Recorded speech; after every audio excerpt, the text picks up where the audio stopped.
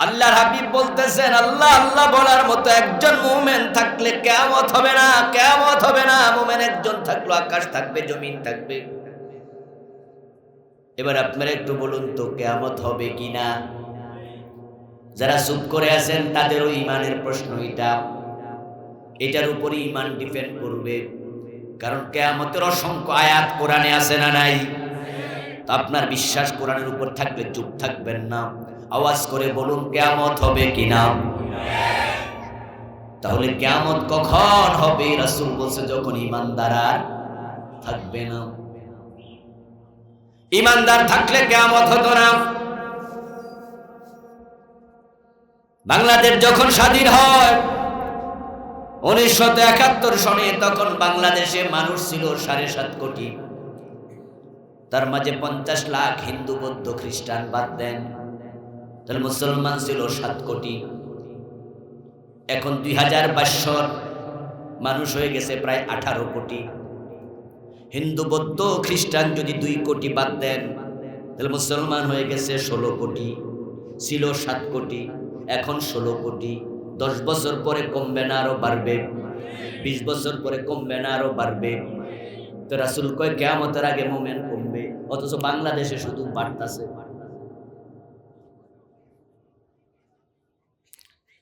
কিয়ামতের আগে মানুষগুলো পঙ্গপালের মতো, পঙ্গপাল যেমন আগুন দেখলে পরে ঝাঁপায়া পড়ে, মানুষ কুফরিতে এরকম ঝাঁপ মারবে, মানুষ বুঝবে না তারা কাফের। প্রতিদিন কাফের হবে মানুষ। অথচ বাংলাদেশে ছিল 7 কোটি, এখন হয়েছে 16 কোটি, কয়েকদিন পরে হবে 25 কোটি। একজন থাকলেই তো কিয়ামত হবে না। তো বাংলাদেশে যেমনে আমরা মুসলমান বাড়তেছি, কিয়ামত হওয়ার সম্ভাবনা।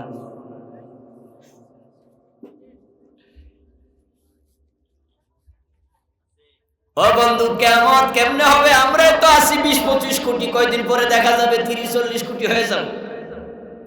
আসলে না, আমরা এত মুসলমান নাই, এত মুসলমান নাই, ভোটার লিস্টিতে আছে। বাস্তবে মুসলমান কমে গেছে, ঈমানওয়ালা প্রতিদিন কমতেছে। 100% এর মাঝে 100 জনের মাঝে নাকি 92 জন বাংলাদেশের মুসলমান। আমি বলি এটা তো কাজীর গরুর মতো, কেতাবে আছে গোয়ালে নাই। মুসলমান ভোটার লিস্টিতে আছে, বাস্তবে নাই। যদি শুধু 51% মুসলমান বাংলাদেশে থাকতো, 92% লাগে না, 51% থাকলে কোরআনের আইনে বাংলাদেশ চলতো। ব্রিটিশ আইনে বাংলাদেশ চলার কথা না। কিন্তু মুসলমানের অভাব নাই, নামাজি আছে, রোজাওয়ালা আছে, ঈমানওয়ালা বড় কমে গেছে। আল্লাহর কোরআনের উপর বিশ্বাস করনি? কই জি। তো কোরআনের আইন মানো? কই রাজাকার কথা কইস না। কোরআনের আইনের কথা বললে রাজাকার বলে গালি দেয়, শুধু কোরআনের আইনের কথা বললে আলবদর বলে গালি দেয়। শুধু কোরআনের কথা বলার কারণে কত আলেমকে জেলখানায় বন্দী করা হয়েছে, আর কোন অপরাধ নাই। ও বন্ধু, তুমি তো কোরআনের আইন মানোই না। আমরা যারা বলি আমাদেরকে সহ্য করো না, তুমি ইমানদার কইল কে?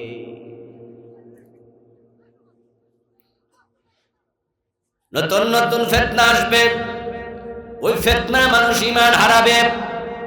এখন ঈমান যাদের হারায়া গেছে, আজকের আলোচনা শোনার পরে যদি আপনি বোঝেন যে আমারটাও তো হারাইছে, নতুন করে ঈমান আনার সুযোগ এখনো আছে না নাই? এজন্য কেমনে ঈমান যায়, কোন কারণে ঈমান যায়, এই আলোচনাগুলো খুব মনোযোগ দিয়ে শোনা দরকার আছে না নাই? ঈমান হলো এমন এক নিয়ামতের নাম, জান্নাতে যাওয়ার জন্য এটা হলো 1 নাম্বার শর্ত। যার ঈমান নাই তার কপালে জান্নাত নেই। যে ঈমান হারায় ফেলছে সে হতভাগা। ইব্রাহিম আলাইহিস সালামের বাবা আযর ঈমান না থাকার কারণে জাহান্নামী হবে। নবী ইব্রাহিম বাবার জন্য কোনো উপকার করতে পারবে না। নূহ আলাইহিস সালামের ছেলে কেনান, যারা জানেন ভাই তারা জবাব দেন কেনান জান্নাতি না জাহান্নামী। অথচ বাবা কত বড় নবী, ছেলে জাহান্নামী, কিছু করার নাই, কারণ কেনানের ঈমান নাই। হযরত লূত আলাইহিস সালামের স্ত্রী হবে জাহান্নামী, নবীর বউ, রাসূলের বউ, নবীর স্ত্রী জাহান্নামী। কি আশ্চর্য মেসেজ! নবীকে একসাথে সঙ্গ দিয়েছে, এক বিছনায় ঘুমাইছে, এক কম্বলের নিচে রাত কাটাইছে, নবীর সন্তান পেটে ধারণ করেছে। আমার বন্ধু রান্না বান্না করে খাওয়াইছে, নবীর সাথে জীবনের কত সময় কাটাইছে, কিন্তু লূত নবীর বউ জাহান্নামী, কারণ তার ঈমান ছিল না। যে নবী মুহাম্মদ সাল্লাল্লাহু আলাইহি ওয়াসাল্লাম লাখ লাখ উম্মতকে শাফাআত করে জান্নাতে নেবেন, ওই নবীর চাচা আবু তালেব জান্নাতি না জাহান্নামী? قال النبي صلى الله عليه وسلم أهون أهل النار عذابا أبو طالب وهو منتعل بنعلين يغلي منهما دماغه। আল্লাহর হাবিব বলতেছেন, আবু তালেবের পায়ের নিচে জাহান্নামের আগুন দিয়া বানায়া দুটা চটি জুতা দেয়া হবে। ওই দুইটা চটি জুতার উত্তাপের কারণে আবু তালেবের মাথার মগজ টকবক করে করে ছিটতে থাকবে। এই শাস্তি চিরকাল ভোগ করবে। আবু তালেব কখনো জান্নাত পাবে না, কারণ আবু তালেবের ঈমান নেই। জান্নাতে যাওয়ার জন্য প্রথম শর্ত ঈমান।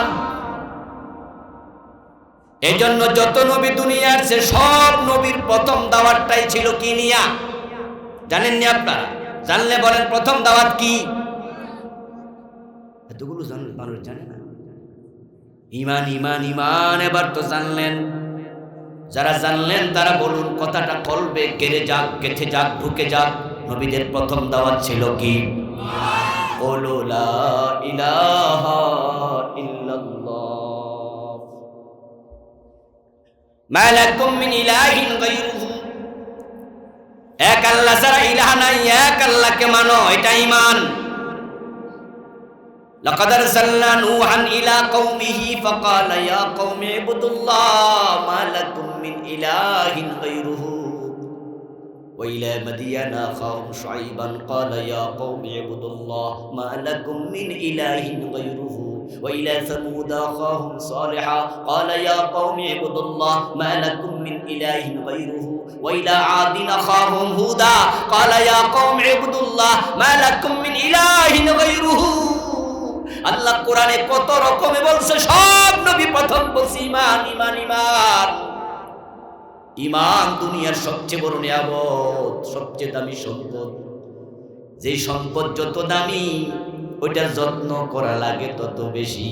যত্ন না করলে চুরি হওয়ার সম্ভাবনা আছে না নাই? এখন আমাদের যাদের ঈমান আছে যত্ন নিয়েন, না হয় ঈমান হলো সবচেয়ে দামি সম্পদ, ইবলিস হলো সবচেয়ে বড় চোর। আমাদের সবার সাথে একটা করে শয়তান আছে না নাই? সে আপনার কলবের পাশে এসে বসে থাকে, কারণ সে জানে ঈমান থাকে কলবে। قال النبي صلى الله عليه وسلم الشيطان جاثم على قلب بني آدم। শয়তান বনি আদমের কলবের পাশে ঘাপটি মেরে বসে থাকে, কারণ সে জানে এখানে ঈমান থাকে। ল্যাংটার নাই, বাটফারের ভয়। যে বেটার গায়ে কোনো কাপড় চোপড় নেই, বেটা উলঙ্গ ল্যাংটা, রাতে 3টা বাজে যাচ্ছে পাগল ল্যাংটা, ওই দিকে হেঁটে হেঁটে একজন লোক তার চিৎকার দিয়া বলল, হোন্ডা মোটর সাইকেল থামাইয়া ওই পাগলা সামনে যাস না, সামনে ডাকাত ডাকাতি করতেছে। ল্যাংটা মুস্কি হাসি দিয়া বলবে, ডাকাতের ব্যাপার আমার টেনশন কি, আমার আছেটা কি? ঠিক না? আরে ডাকাত ডাকাতি করলে আমার টেনশন কি, আমার তো গায়ে কাপড়ই নাই, নিবোটা কি? তাই ল্যাংটার বাটফারের ভয় থাকে না, ডাকাতের ভয় থাকে না। যার হাতে দামি মোবাইল সেট আছে, পকেটে 1-2 লাখ টাকা আছে, ডাকাতের ব্যাপারে তার টেনশন আছে না নাই? তো যার ঈমান নাই, তার শয়তান নিয়ে টেনশন করা দরকার নাই। কিন্তু আমরা যারা মুমিন, শয়তান কখন ঈমানটা চুরি করে নিয়ে যায়, এ বিষয়ে আমাদের সতর্ক থাকতেই হবে, না হয় উপায় নেই। রাসূলুল্লাহ সাল্লাল্লাহু আলাইহি ওয়াসাল্লামের হাতে ঈমান আনার পরে কাফের হয়ে গেছে এমন ঘটনাও আছে। আর আপনি আমি কি? রাসূলের হাতে কালেমা পড়েছে একজন ব্যক্তির নাম ছিল ইবনু খাতাল, যে পরে মুরতাদ হয়েছে। শুধু আল্লাহর হাবিবের হাতে কালেমাই পড়ে নাই, ইবনু খাতাল হিজরত করেছে মদিনায়, রাসূলের সাথে হিজরত করে কিছুদিন মদিনা অবস্থানও করেছে।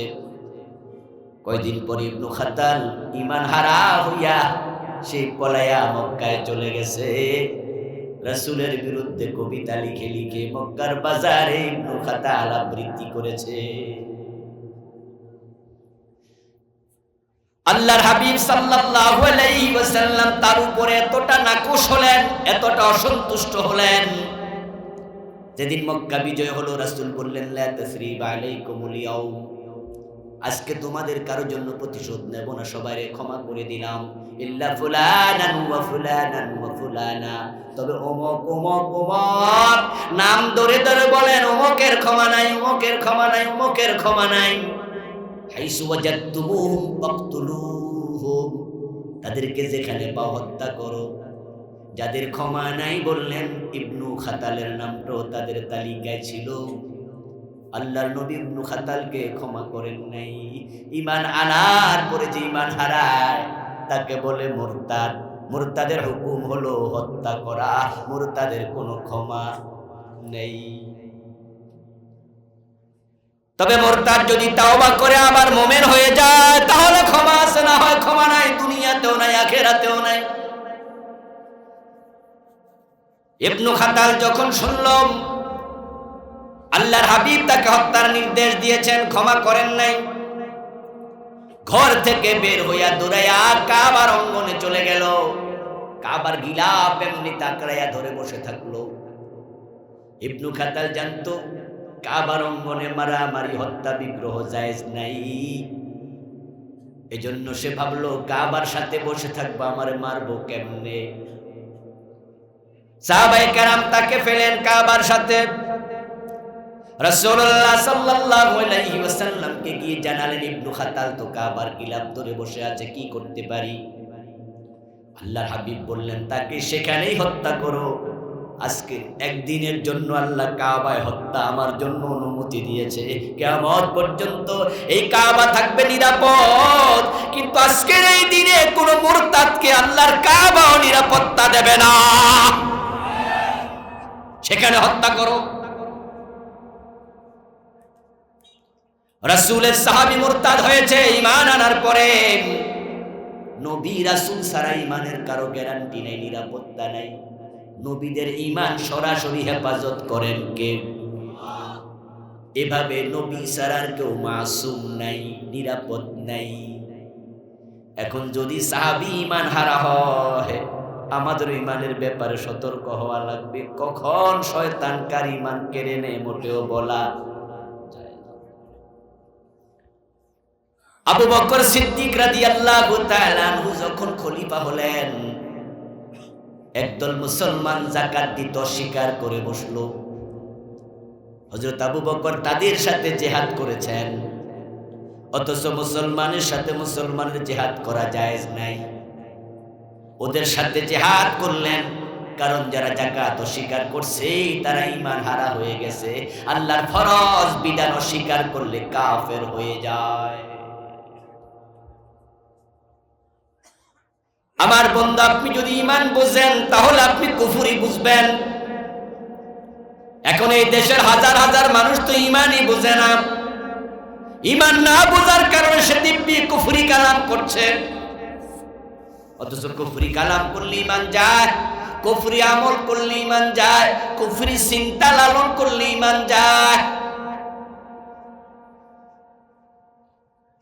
আল্লাহর হাবিব সাল্লাল্লাহু আলাইহি ওয়াসাল্লামের জন্য বলছেন, ইন্নাল আবদা লা ইয়াতাকাল্লামু বিল কালিমাতি মিন সাখাতিল্লাহ লা ইউলকি লাহা বালা ইয়াহবি বিহা ফি জাহান্নাম।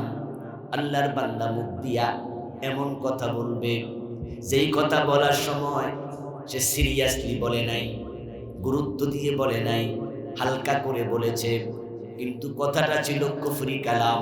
আল্লাহ এতটা নারাজ হয়েছে, ওই কথার কারণে তাকে জাহান্নামের মাঝখানে ফেলে দিয়েছে। অথচ সে যে জাহান্নামের মাঝখানে পড়ে গেল, কাফের হয়ে গেল, সে জানেই না। কারণ সে কুফরি বুঝে না, শিরিক সে বুঝে না। কেমনে বুঝবে কুফরি এবং শিরিক বুঝার জন্য যে কোরআন পড়া দরকার, সেই তো কোরআন পড়েই না। যারা পড়ে হাজার হাজার কোরআনে আল্লাহ কি বলেছে অর্থ জানে না, জানার চেষ্টাটাও তো বুঝবো কেমনে সে? আমার বন্ধু, ফিতনার যুগ এসে গেছে, সাবধান হবেন, সাবধান। না হয় আপনার মুখ দিয়ে এমন কথা বের হবে, আপনার কথার কারণে আপনার ঈমান শেষ। ঈমান মানে কি আবার শুনুন। ঈমান মানে হলো এই কোরআন মাজিদের বিসমিল্লাহর বা থেকে মিনাল জিন্নাতি ওয়ান নাসের সিন পর্যন্ত যতগুলো হরফ আছে, এই সবগুলো হরফ, যতগুলো বিধান আছে, সবগুলো বিধান একসাথে মেনে নেয়া, একসাথে মেনে নেয়ার নাম হলো ঈমান। যে আপনি বলবেন কোরআনে যা আছে আমি সবটা মানি, যদি বলেন সব মানি, এক অক্ষর মানি না, ওই এক অক্ষর না মানার কারণে আপনি কাফের। পুরাটা মানার নাম হলো ঈমান। ঈমান হলো অঙ্কের মতো, 10 লাইন লম্বা অঙ্ক। একজন ছাত্র 10 লাইনে 10টা ভুল করছে, শিক্ষক তাকে 0 দিল। আর একজন 5টা ভুল করছে, তারে কি দেবে? কথা বলুন। আর একজন 9 লাইন ঠিক লিখছে, 1 লাইন ভুল করছে, তারে কি দেবে? এটাই অঙ্কের নিয়ম। অঙ্কের মাঝে ভুল গ্রহণযোগ্য না। 10 লাইন 20 লাইন অঙ্ক করছেন, 30 লাইন 40 লাইন, 3 পৃষ্ঠা 5 পৃষ্ঠা লম্বা অঙ্ক, কমার্সে যারা পড়ে তারা করা লাগে। 5 পৃষ্ঠা লম্বা অঙ্ক সব ঠিক আছে, রেজাল্ট লিখতে যায় 200 জায়গায় 100 লিখছেন, হইছে না? শেষ। 1 এর জায়গায় 2 হইয়া গেছে, 2 এর জায়গায় 1 হইছে, পুরাটা অঙ্কের 0 হয়ে গেছে। ঈমান মানে হলো আপনি কোরআনের ব্যাপারে, আল্লাহর বিধানের ব্যাপারে আপনি বলবেন কালু সামিনা ওয়া আতানা, শুনলাম আর মানলাম, শুনলাম আর মানলাম, মানি না, এটা বলার অধিকার কোন ঈমানদারের নাই। যদি আপনি একটু ভিন্ন চিন্তা লালন করেন, আপনার ঈমানটা ভেঙে যাবে। আমার বন্ধু, ওযু করার পরে ওযু ভেঙে যায় এমন কিছু কারণ আছে না নাই? রোজা রাখার পরে রোজা ভেঙে যায় এমন কারণ আছে না নাই? নামাজে দাঁড়ানোর পরে নামাজ ভেঙে যায় এমন কারণও আছে না নাই? ওযু ভাঙার কারণ আছে, রোজা ভাঙার কারণ আছে, নামাজ ভাঙার কারণ আছে, ঈমান ভাঙার বুঝি কারণ নাই? যদি না থাকতো তাহলে আল্লাহ বলেন আল্লাযীনা আমানু সুম্মা কাফারু সুম্মা আমানু সুম্মা কাফারু, নিশ্চয় যারা ঈমান আনছে আবার কাফের হইছে, আবার ঈমান আনছে আবার কাফের হইছে, এতে বোঝা যায় ঈমান ভাঙার কারণও আছে। এখন ঈমান কোন কোন কারণে ভাঙে আপনারা কয়জনে জানেন? নিজেরে প্রশ্ন করেন।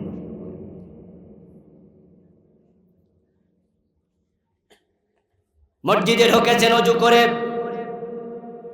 নামাজে দাঁড়াবেন অথবা দাঁড়িয়েছেন, এর মাঝে পেটটা ভালো নয়, গ্যাস্ট্রিকের প্রবলেম আছে, একটা কাশ আসছে, কাশের সাথে আপনার একটু হাওয়া বাইর হইছে পিছনের রাস্তা দিয়ে, আওয়াজ দিয়ে একটু বলুন তো ওযুটা আছে না গেছে?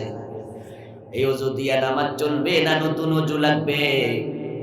এখন যদি কেউ ওই ওযু দিয়া নামাজ চালায়া দেয়, নামাজ হবে? রোজা যদি ভেঙে যায় নতুন রোজা লাগে, নামাজ যদি ভেঙে যায় নতুন নামাজ লাগে। এখন ঈমান যদি ভেঙে যায় নতুন ঈমান লাগবে।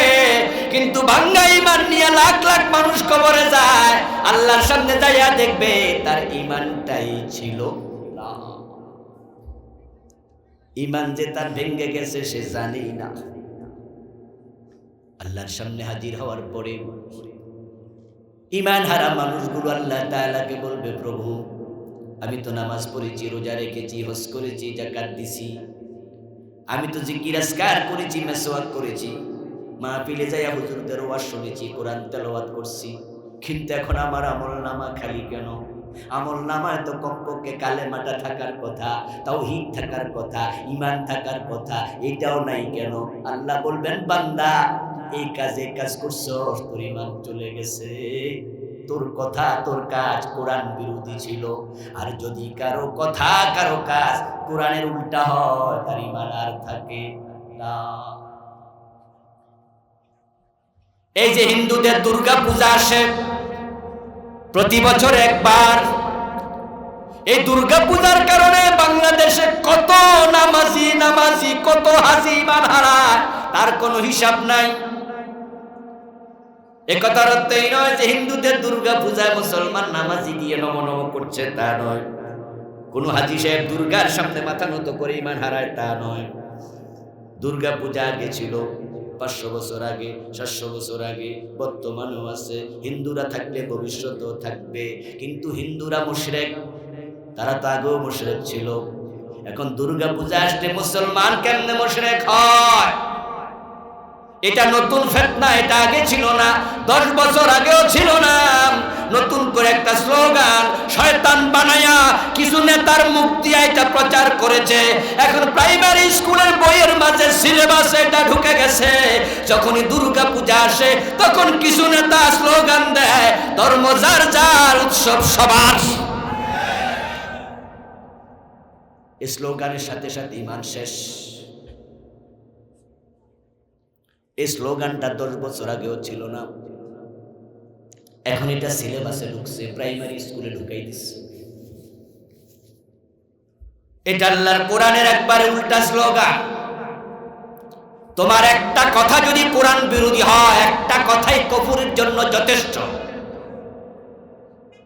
জিরো পাওয়ার জন্য অঙ্কের প্রতি লাইনে ভুল করা লাগে না, এক ভুল যথেষ্ট। আল্লাহ কোরআন মাজিদে স্লোগান শিখাইছেন, লাকুম দীনুকুম ওয়ালিয়া দীন। বাংলা অর্থ হলো তোমাদের ধর্ম তোমাদের, আমাদের ধর্ম আমাদের। দুইটা এক না আলাদা?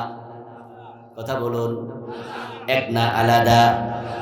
এখন আপনি স্লোগান দিলেন লাকুম দীনুকুম ওয়ালিয়া দীন, ধর্ম যার যার, উৎসব সবার।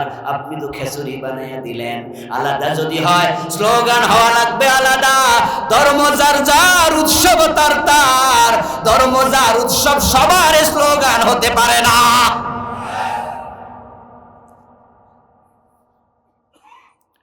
মুসলমানের সন্তান ঈমান হারা হয়ে যাচ্ছে। ও প্রিয় ভাইয়েরা, আপনার একটা প্রশ্নের জবাব দিন তো আবার, ইবলিস শয়তান মুমিন না কাফের? ইবলিস কি? ইয়েস কাফের, ভয় পাওয়ার কিছু নাই, ফতোয়া ঠিক। কোরআনে আল্লাহ তাআলা বলেছেন, আবা ওয়াস্তাকবারা ওয়া কানা মিনাল কাফিরিন। ইবলিস কুফরি করেছে, কাফের হয়ে গেছে, সে অহংকার করেছে, আল্লাহর আদেশ লঙ্ঘন করেছে, ফাকানা মিনাল কাফিরিন, তাই সে কাফের হয়ে গেছে। ইবলিস কাফের, এতে সন্দেহ নাই। ফতোয়া দিয়েছেন আল্লাহ। এবার আপনাদের ইলম থেকে বলুন তো, জানলে ইবলিস আল্লাহর কয়টা আইন মানে নাই? আরে কাফের হওয়ার জন্য পুরা কোরআন অস্বীকার করা লাগে না, একটা না মানলে ঈমান শেষ। ইবলিস আল্লাহর একটা আইন মানে না, ইবলিস কাফের। আল্লাহ বলছেন আদমরে সিজদা করো, ইবলিস করলো না, গাদ্দারি করলো, ঈমান চলে গেল। এবার বলুন তো, চোর ধরে হাত কাটো, এমন আইন কোরআনে আছে না নাই? 50 বছরে কয়দিন কাটছেন? জেনা করলে 100 বেত লাগাও, বিবাহিত হলে পাথর মারো, এই আইন ইসলামে আছে না নাই? বাংলাদেশের 50 বছর বয়সে কোন আদালত এই আইন জারি করছে?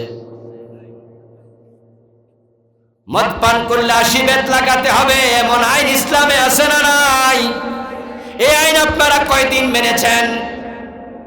শয়তান একটা মানল না, শয়তানরে কাফের ফতোয়া দিয়া মজা নেন। আর আপনারা ডজন ডজন মানেন না, মোমেন দাবি করে বসে আছেন। কাদিয়ানীকে কাফের ফতোয়া দিলেন সবাই মিলে। এদেশের সব হক্কানি আলেম একমত হয়ে ফতুয়া দেয় কাদিয়ানি কাফের। কি অপরাধে কাফের? তাদের তো মসজিদ আছে, নামাজ আছে, রোজা আছে, টুপি আছে, দাড়ি আছে। তখন আলেমরা ব্যাখ্যা দেয় কাদিয়ানি কাফের, কারণ তারা কোরআনের 4টা অক্ষর মানে না। নামাজ পড়লে লাভ কি? এক অক্ষর না মানলো তো কাফের। কি অক্ষর মানে না? খা আলিফ তা মিম, খাতামান নবীন, নবী মুহাম্মদ শেষ নবী, এটা তারা মানে না, তাই তারা কাফের। ও তাই বুঝি কোরআনের 4 অক্ষর না মানলে কাফের? কয় হ্যাঁ। কেউ যদি বলে 3 অক্ষর মানি না, ওই কাফের। কেউ 2 অক্ষর মানি না, কাফের। কেউ যদি বলে 1 অক্ষর মানি না, ও তুইও কাফের। এখন আপনাদের কি খবর? কোরআনে আছে লাহুল খালকু ওয়াল আমর, এখানে অক্ষর আছে 15টা। আমি আমার এই চোখ দিয়ে দেখতে পাচ্ছি এই দেশের লাখ লাখ নামাজি 15 অক্ষর মানে না, অথচ তারাও কাদিয়ানিরে কাফের ফতোয়া দেয়। এই 15 অক্ষর অর্থ কি? অর্থ বললে আপনিও বুঝবেন। আপনি মানেন কিনা নিজের প্রশ্ন করুন। আলা লাহুল খালকু ওয়াল আমরু, বাংলা অর্থ হলো সাবধান, সৃষ্টি যার, আইন চলবে শুধুই তার। বলেছেন কে? জোরে বলুন, কে বলেছেন? এবার আরো জোরে বলুন তো, সৃষ্টি কার? আইন চলবে কার? চলছে আল্লাহর আইন না ব্রিটিশ আইন? তো ব্রিটিশ আইন মেনে আপনি আল্লাহর গোলাম থাকেন কেমনে, মুমিন থাকেন কেমনে? কাদিয়ানি 4 অক্ষর মানলো না, তারা কাফের। আর আপনি ডজন ডজন মানেন না, আপনি কোন আমি মুমিন। এসব তো চলবে না ভাই। যখন ঘুমের থেকে উঠে সকাল বেলায় নামাজে দাঁড়াইয়া পড়েন আউযু বিল্লাহি মিনাশ শাইতানির রাজিম, ওয়াল্লাহ অভিশপ্ত শয়তান থেকে তোমার কাছে আশ্রয় চাই। শয়তান পাশে দাঁড়াইয়া কয়, আমার অভিশপ্ত বলে গালি দিল কেডারে? আমি আল্লাহর একটা আইন মানি নাই, এতে যদি আমি অভিশপ্ত হই তাহলে তুই তো 14 গোষ্ঠী তোর অভিশপ্ত, তুই তো ডজন ডজন আইন মানস না।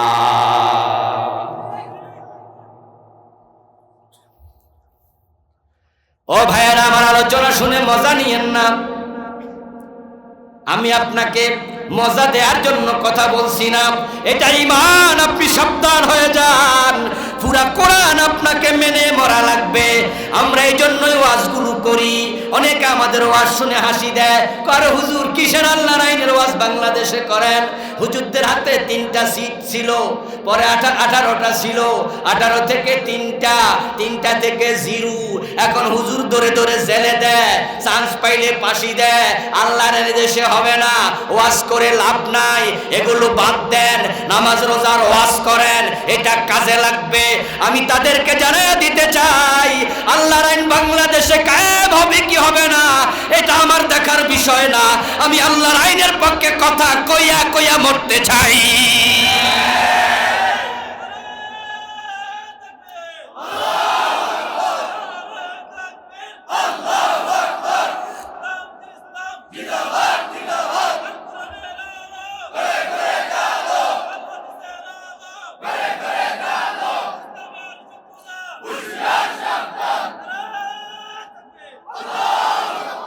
আমার ভাইয়েরা, আপনার কবরে আমি যাব না, আমার কবরে আপনি যাবেন না।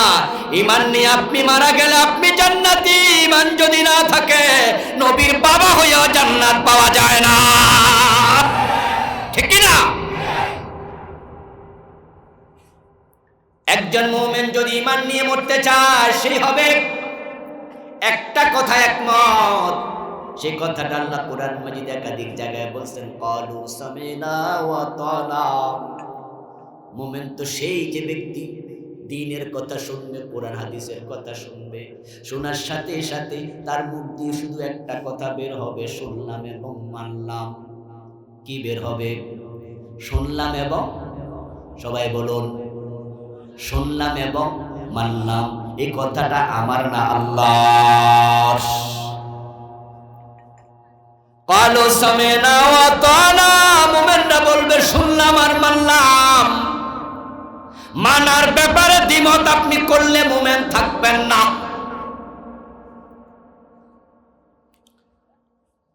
ও বন্ধু, দ্বিমত করলে ঈমান শেষ।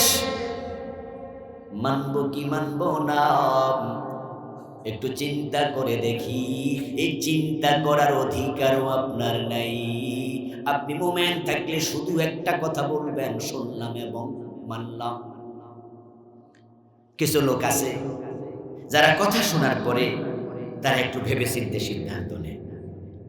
কোরআনের কথা আসলে ভাবনা চিন্তা করার সুযোগও নাই, বলবে না মানবে না, শুনবে না।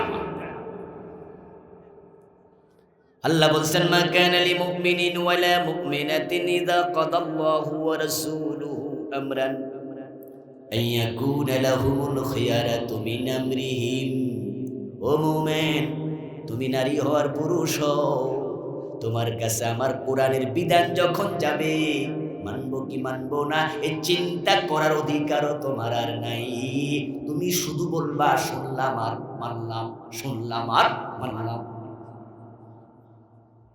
তাই তো প্রিয় নবী ব্যাখ্যা দিচ্ছেন, ক্বালান নবী সাল্লাল্লাহু আলাইহি ওয়াসাল্লাম, আল মুমিনু কাল জামালিল আনিফ হাইসু মা কিদান কাত। আল্লাহ রাসূল বলতেছেন, মুমিন তো হবে সেই উটের মতো যে উটের নাকের ভিতরে মালিক রশি ঢুকাইয়া দিছে। কি চমৎকার উদাহরণ! যে উটের নাকের ভিতরে মালিক রশি ঢুকাইয়া দিছে, রশিটা এখন মালিকের হাতে। আপনারা আবার জবাব দিন, ওই উটটা স্বাধীন না পরাধীন? ওই উটটা নিজের মন মতো চলে না, মালিকের টান মতো। তো তুমি যদি মুমিন হও, তোমার রব যা বলবে তুমি ওই উটের মতো মানতেই হবে, দ্বিমত করার সুযোগ আর নেই। আপনারা জেনে থাকবেন, রাসূলুল্লাহ সাল্লাল্লাহু আলাইহি ওয়াসাল্লাম যখন হিজরত করলেন, হিজরতের পরে তিনি 16 মাস, কোন বর্ণনায় পাওয়া যায় 17 মাস তিনি মসজিদ আকসার দিকে ফিরে নামাজ পড়েছেন। এটা মুসলমানের প্রথম কিবলা। আল্লাহর হাবিবের মনে মনে তামান্না ছিল, যদি মসজিদে হারাম আমার কিবলা হতো তাহলেই ভালো হতো। কিন্তু আল্লাহর নির্দেশ, আপনি মসজিদ আকসার দিকে ফিরে নামাজ পড়ুন। আল্লাহর হাবিব আল্লাহর আদেশের কারণে 16-17 মাস মসজিদ আকসার দিকে ফিরে নামাজ পড়লেন। একদিন তিনি জোহরের নামাজ পড়ছিলেন, সাহাবায়ে কেরামকে সাথে নিয়ে জামাতের সাথে। কোন বর্ণনায় পাওয়া যায় আসরের নামাজ পড়ছিলেন, 2 রাকাত পড়লেন, আর তাহিয়াতু শেষ করলেন, আরো 2 রাকাত পড়ার জন্য দাঁড়াইলেন। এর মাঝে জিবরিল আমিন হাজির, কোরআনের আয়াত আল্লাহ নাজিল করেছেন, ফাওয়াল্লি ওয়াজহাকা শাতরাল মসজিদিল হারাম। ও নবী, আপনার চেহারা কাবার দিকে ফিরাইয়া দেন। নামাজ ছিল 4 রাকাত, মসজিদ আকসার দিকে ফিরে পড়েছেন 2 রাকাত, এখন আর বাকি আছে 2 রাকাত। প্রিয় নবী তো বলতে পারতেন, এই ওয়াক্ত চলে যাক, পরের ওয়াক্তে না হয় কাবার দিকে ফিরবো। বলুন তো একটু, যারা জানেন জবাব দেন।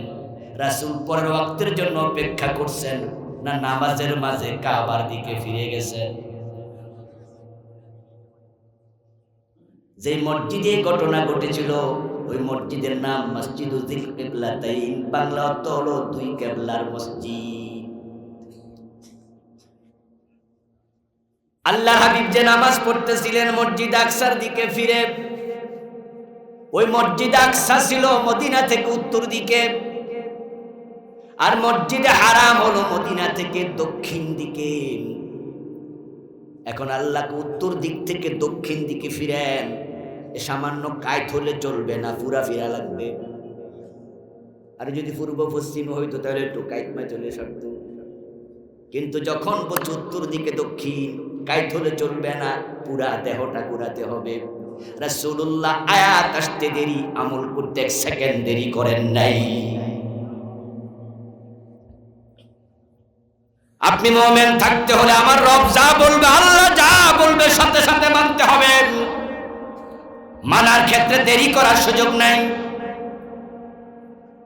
আল্লাহ কোরআন মাজিদে বারবার বলতেছেন, আমি মানুষ বানাইছি মাটি থেকে, মাটি থেকে, মাটি থেকে। কিন্তু আজকে সিলেবাসের ভিতরে নতুন করে ঢুকাইছে, মানুষের পূর্বপুরুষ নাকি বানর ছিল। ডারউইনের থিওরি ঢুকাইছে, নতুন সিলেবাস আসতেছে। এখন আমাদের সন্তানরা জানবে মানুষের পূর্বপুরুষ বানর ছিল, অথচ কোরআনে আল্লাহ বলে তোমাদের পূর্বপুরুষ আদম, আর আদম মিন তুরাব, রাসূল বলে আদম মাটি থেকে এসেছে, মাটি থেকে। কোরআনে কত জায়গায় আল্লাহ বলছে লাকাদ খালাকনাল ইনসানা মিন সুলালাতিন মিন তিনিল লাযিব মিন হামাইম মাসনুন মিন সালসালিন কাল ফাখর। আল্লাহ বারবার বলে মাটি থেকে, আর মিস্টার ডারউইন বলছে মানুষ আসছে বানর থেকে। এখন কেউ যদি বিশ্বাস করে মানুষের পূর্বপুরুষ বানর ছিল, কোরআনের ডজন ডজন এত স্বীকারকারী হবে, এই চিন্তা মাথায় ঢুকার সাথে সাথে ঈমান চলে যাবে। এখন নতুন করে এটা সিলেবাসে ঢুকাচ্ছে। ওই যে ধর্ম যার উৎসব সবার প্রাইমারি সিলেবাসে ঢুকানোর কারণে আমাদের ছোট্ট ছোট্ট বাচ্চারা ছোটকাল থেকেই নাস্তিক হয়ে বড় হবে, ঈমান হারা হয়ে বড় হবে। কিয়ামত আসতেছে, ঈমান দিন দিন চলে যাবে। তাই মুমিন ঈমানের ব্যাপারে সাবধান হতেই হবে। কোন কোন কারণে ঈমান যায়? এবার আসুন মূল আলোচনায় সংক্ষেপে কিছু বলে আজকে শেষ করব। ছোটকালে মুক্তবে আমরা পড়েছি অজু ভাঙ্গার কারণ আছে, এই কারণে অজু যায়, এই কারণে নামাজ ভেঙে যায়। আপনার বাচ্চা বয়স মাত্র 10 বছর, বায়না ধরেছে বাবা আজকে সাহারির সময় আমাকে রাতের বেলায় ডাকিও, আমি রোজা রাখবো। ওই পিচ্চিটাকে আপনি ডাকলেন, রোজা রেখেছে। সকাল বেলা ঘুম থেকে উঠে খেলতে গেছে, খেলার সঙ্গীরা কয় আমরা লজেন্স খাই, তুই একটা খাও। আপনার ছেলে জবাব দেয় না না আমি রোজা রাখছি, আমি লজেন্স খাবো না। এখন বন্ধুরা যদি কয় আরে বেটা লজেন্স খাইলে কিছু হয় না, সে তখন উল্টা কয় আর না তোরা জানোস না লজেন্স খাইলে রোজা ভেঙে যায়। রোজা ভাঙ্গার কারণ জানার কারণে আপনার 10 বছর বয়সী ছেলেটা লজেন্স খায় না, বন্ধুরা জোরাজুরি করলেও খাবে না, সেই কারণে ঈমান ভেঙে যায়। মুসলমান যদি জানতো গলায় রশি লাগাইলো তারা কুফরি শিরিক করত না।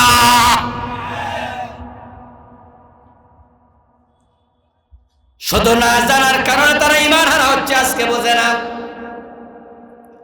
আর যারা বুঝার পরে ঈমান হারায় তারা আবু জাহেলের বংশধর, তাদের সাথে কথা বলে কোনো লাভ নেই। তারা আবু লাহাবের অনুসারী, আবু জাহেলের অনুসারী। ঈমান ভাঙ্গার কারণ কি কি তা নিয়ে বইটা লিখেছি, গত অক্টোবরে মার্কেটে এসেছে, নাম দিয়েছি ঈমান, কুফর ও নিফাক। আমার বন্ধু আমি কোরআন হাদিস ঘেটে দেখলাম মোট 10টি কারণে মানুষের ঈমান চলে যায়। ঈমান ভাঙ্গার 10 কারণ। ঈমান যদি ধরে রাখতে চান তাহলে এগুলো আপনাকে শিখতে হবে। ঈমান যেই যে কারণে ভেঙে যায় তার 1 নাম্বার কারণ কুফর, যেটা নিয়ে তখন কথা বলেছি। কুফরি করলে ঈমান যায়। এখন কুফর কি? কুফর জানা লাগবে না। কুফরি হয় 56 কারণে। সংখ্যাটা একটু বাইরে গেল। 10 কারণে ঈমান যায়, 1 নাম্বার কারণ কুফর। এই কুফর হয় 56 কারণে। এই বইতে লিখেছি। আলেম ওলামারা বলবে, আলেম ওলামারা লিখবে, পড়ার দায়িত্ব আপনার। ডাক্তারের কাজ প্রেসক্রিপশন দেয়া, উনি আপনার রোগ ডায়াগনোসিস করেছে। আপনার লিভারের সমস্যা, গ্যাস্ট্রিকের সমস্যা, কিডনিতে সমস্যা, আপনার সুগারে প্রবলেম, 10-12টা ধরা পড়ছে। এবার তিনি 25টা ওষুধ লিখতেই পারে। রোগ যদি বেশি হয় ওষুধও বেশি হবে।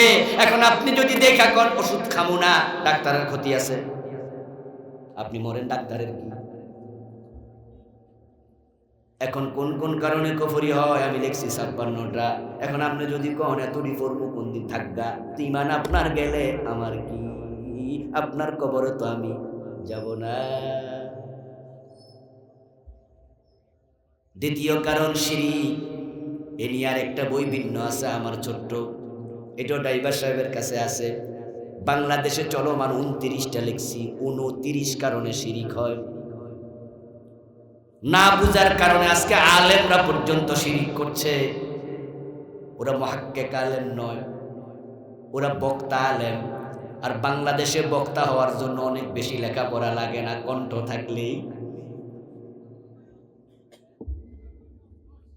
এই জন্য আমরা এমন বক্তাও পাইছি যারা হাফেজও না, মাওলানাও না, শুধু মসজিদের টাকা তুলতো, মসজিদের টাকা মাইক দিয়া বাজারে বইয়া বইয়া তুলতে তুলতে বক্তা হইয়া গেছে। এমন বক্তাও বাংলাদেশে। আমার বন্ধু এই জাতীয় বক্তা মাহফিলে এসে শিরিক প্রচার করে, বোঝে না শিরিক কি। আমি ওয়াজ শুনলাম, ওয়াজের মাঝে বক্তা বলতেছে শ্রোতাদেরকে সাথে নিয়া, গাউসে পাকের নাম জপিলে আল্লাহ পাওয়া যায়।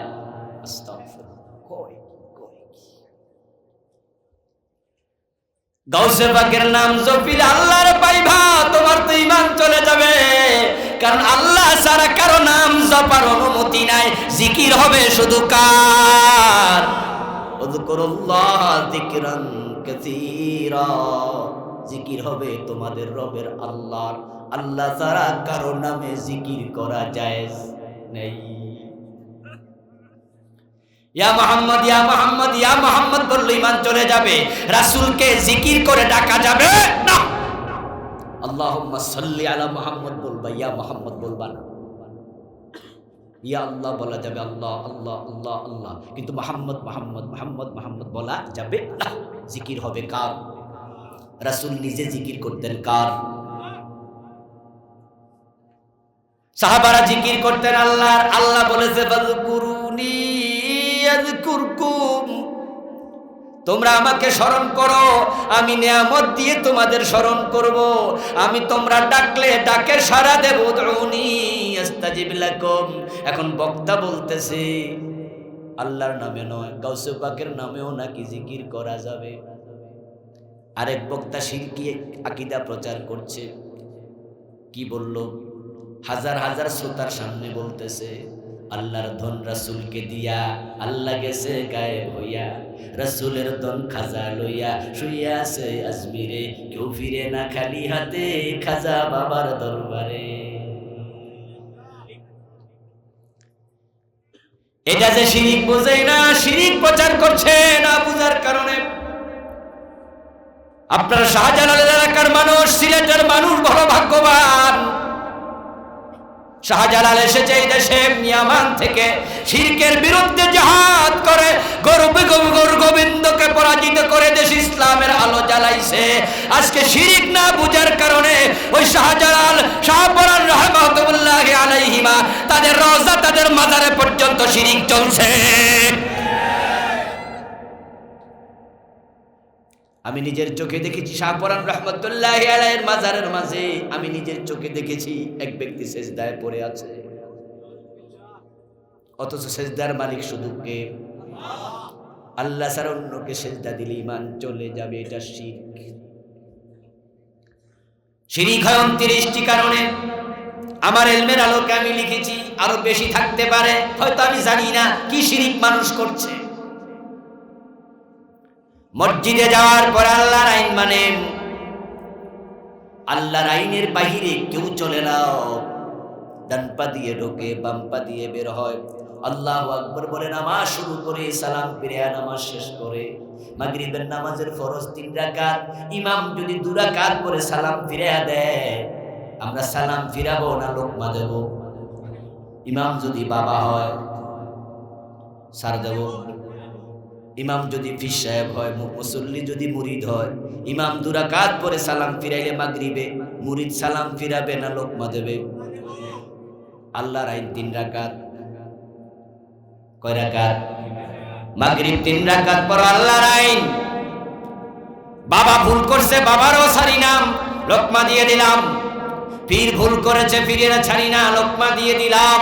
আল্লাহর আইন মসজিদে যাইয়া সবাই মানে, সিরিয়াসলি মানে, অথচ ওই আল্লাহর আইন আদালতে একদিনও মানে না, হাইকোর্টে মানে না, সুপ্রিম কোর্টে মানে না, গণভবনে মানে না, বঙ্গভবনে মানে না। আল্লাহর আইন দিয়ে সচিবালয় চলে না, মন্ত্রণালয় চলে না। আল্লাহর আইন বাহিরে মানো না, ব্রিটিশ 30 আইন মানো, দুইজনের সেজদা দিলে ঈমান যায়। আইনের মালিক শুধু আল্লাহ, দুইজনের আইন মানলো শিরিক হয়, ঈমান চলে যায়। ইনিল হুকমু ইল্লা লিল্লাহ। এ কোরআনের বক্তব্য আল্লাহ বলেন, আল্লাহ ছাড়া কারো আইন মানা যাবে না, শুধু আল্লাহর আইন মানতে হবে। এজন্যই তো আমরা বিদ্রোহ করি, এজন্যই তো আমরা বলি আমাদেরকে জেল দেওয়ার ফাঁসি দাও, আমাদেরকে দেশে রাখবার দেশ থেকে তাড়াইয়া দাও। আমরা মৃত্যু পর্যন্ত বলেই যাব, এক আল্লাহ ছাড়া কারো আইন মানব না। এটা আমার ঈমান। আমার বন্ধু, ঈমান দেওয়ার 3 নাম্বার কারণ হলো নিফাক। কোন ব্যক্তি যদি মুনাফিক হয়ে যায়, তার ঈমান আর থাকবে না। রাসূলুল্লাহ সাল্লাল্লাহু আলাইহি ওয়াসাল্লামের হাতে হাত রেখে কালেমা পড়েছে আব্দুল্লাহ ইবনে উবাই। রাসূলের পিছনে দাঁড়িয়ে নামাজ পড়েছে আব্দুল্লাহ ইবনে উবাই। উহুদের যুদ্ধের দিন 300 মুজাহিদের নেতা রাসূল তাকে বানাইছে আব্দুল্লাহ ইবনে উবাই। পরে যুদ্ধের মাঠে না যায়া পলায়া চলে আসছে। আপনারা একটু আওয়াজ দিয়া বলুন তো, যারা জানেন আব্দুল্লাহ ইবনে উবাই মুমিন না মুনাফিক? ছোট মুনাফিক না বড় মুনাফিক? জান্নাতি না জাহান্নামী? জাহান্নামে থাকবে ফেরাউন নমরুদেরও নিচে। কোন ব্যক্তি যদি মুনাফিক হয়ে যায়, তখন তার ঈমান আর থাকে না। এখন মানুষ মুনাফিক হয় কেমনে, কোন কারণে মুনাফিক হয়? নিফাক হচ্ছে অন্তরের রোগের নাম। ছোটকালে আমরা আওয়াজ শুনেছি মুক্তবের হুজুর থেকে, মসজিদের ইমাম সাহেব থেকে, বিভিন্ন মাহফিলে মুনাফিকের আলামত 3টা। কথা বললে মিথ্যা বলবে, ওয়াদা করলে খেলাফ করবে, আমানত রাখলে খেয়ানত করবে। অথচ কোরআন হাদিস ঘেটে আমি দেখলাম 3 কারণ শুধু নয়, মুনাফিক হয় মানুষ 28 কারণে। 28 কারণে নিফাক হয়। এটা আমি লিখেছি বইতে, 28টি কারণ দলিল দিয়ে লিখেছি, একটাও দলিল বিহীন নয়। আল্লাহ বলছেন একটা কারণ শুনুন, যেটা আপনারা হয়তো অনেকে শুনিনি নাই। যারা লেখাপড়া করেন তারা শুনে থাকবেন। ওয়াইদা উনজিলাত সূরাতুম মুহকামা ওয়া যুকিরা ফিহাল কিতাল রাআইতাল্লাযীনা ফী কুলূবিহিম মারাদুন ইয়ানজুরুনা ইলাইকা নাযারাল মাকশিয়্যি আলাইহি মিনাল মাউত। ও নবী, যাদের অন্তরে নিফাক আছে, অন্তরে রোগ আছে, তারা আপনার মজলিসে হাজির থাকবে, মুনাফিক মুসলমানদের সাথে মিশে থাকে। কিন্তু যখন কোরআনের কোন আয়াত নাজিল হয় আর সে আয়াতের মাঝে জিহাদের কথা থাকে, যাদের অন্তরে নিফাক আছে, জিহাদের কথা শোনার সাথে সাথে মুনাফিকদের চেহারা কালো হয়ে যাবে।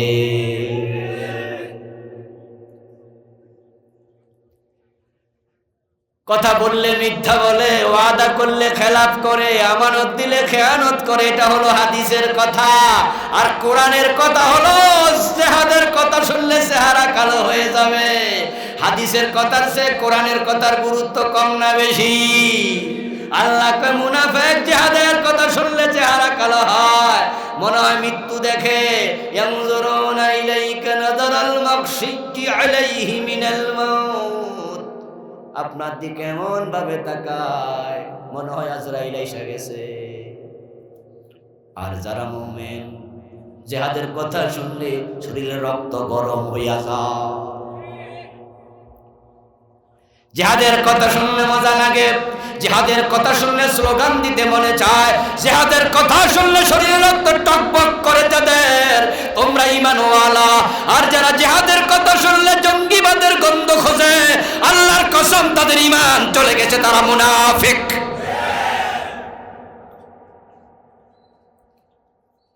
হাজার হাজার ইমাম পাবেন, 30 বছর 40 বছর ইমামতি করছে, জুমার নামাজ পড়াইছে, জীবনে 40 বছরে জিহাদের ওয়াজ এক জুমাতেও করে নাই। লাখ লাখ মুরিদের ফি পাবেন, বড় ফি, কত রকমের ওয়াজ জীবনে মুরিদের সামনে করলো, জিহাদের ওয়াজ মুরিদের সামনে একদিনও করে না। জিহাদের ওয়াজ করলে বরং মনে কয় ঝামেলা আছে, ঝামেলা। আমরু বিল মারুফ আছে, নাহি আনিল মুনকারে নাই। সৎ কাজের আদেশ করে নামাজ পড়ো, রোজা রাখো, হজ করো, যাকাত দাও, পর্দা করো, এটা করো, ওইটা করো, কিন্তু চোর ধরে হাত কাটো, ডাকাত ধরে শুলে দাও, সেনা করলে পাথর মারো, আল্লাহর আইনে দেশ চালাও, এই ওয়াজ করে না। কারণ করলে মাইর খাওয়া লাগে, করলে বিরোধিতা আসবে, প্রয়োজনে তলোয়ার হাতে নিয়ে রাস্তায় নামা লাগতে পারে।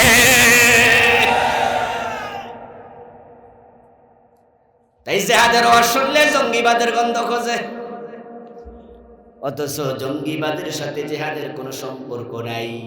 ইসলামে জঙ্গিবাদ হারাম আর জিহাদ করা ফরজ। জিহাদ হলো নামাজ, রোজা, হজ, যাকাতের মতো একটা ইবাদত। রাসূলুল্লাহ সাল্লাল্লাহু আলাইহি ওয়াসাল্লাম জীবনে হজ করেছেন একবার। কয়বার? কথা বলেন না ভাইয়া। হজ করেছেন কয়বার? আর সেনাপতি ছিলেন 27 বার, 27 যুদ্ধে।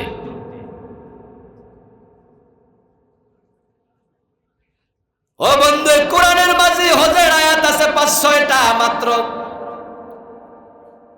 নামাজের আয়াত আছে 82-83টা মাত্র, রোজার আয়াত আছে 5-6টা মাত্র, আর জিহাদের আয়াতের সংখ্যা 500।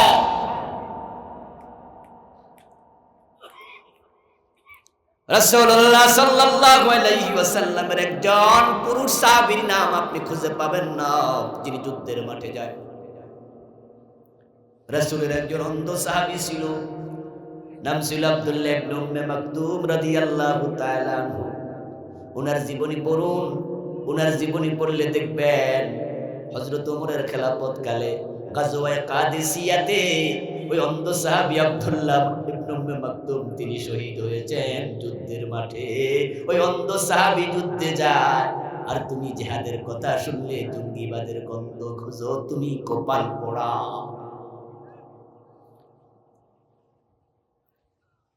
বাংলা ভাইয়ের মতো মানুষ মেরে গাছে ঝুলানোর নাম জিহাদ নাম। শায়খ আব্দুর রহমানের মতো 500 জায়গায় একসাথে বোমা ফুটানোর নাম জিহাদ নাম। আদালতে হামলা করে বিচারক মারার নাম জিহাদ না। সিনেমা হলে বোমা ফুটায়া নিরীহ মানুষ মারার নাম জিহাদ না। জিহাদ মানে হলো অন্যায় যেখানে প্রতিরোধ করা লাগবে সেখানেই। কিন্তু মুনাফিকরা জিহাদের কথা শুনলে তাদের চেহারা কালো হবে। قال النبي صلى الله عليه وسلم من لم يغز ولم يحدث به نفسه فمات على شعبة من النفاق। প্রিয় নবী বলেন, যে ব্যক্তি জিহাদ করে নাই, জিহাদ করার জন্য অন্তরে পরিকল্পনা নাই, সে মারা যাবে মুনাফিকের শাখার উপরে। নাউযুবিল্লাহ। এ মুসলমান, ইমাম মাহদী আসছে, ইমাম মাহদী আসছে।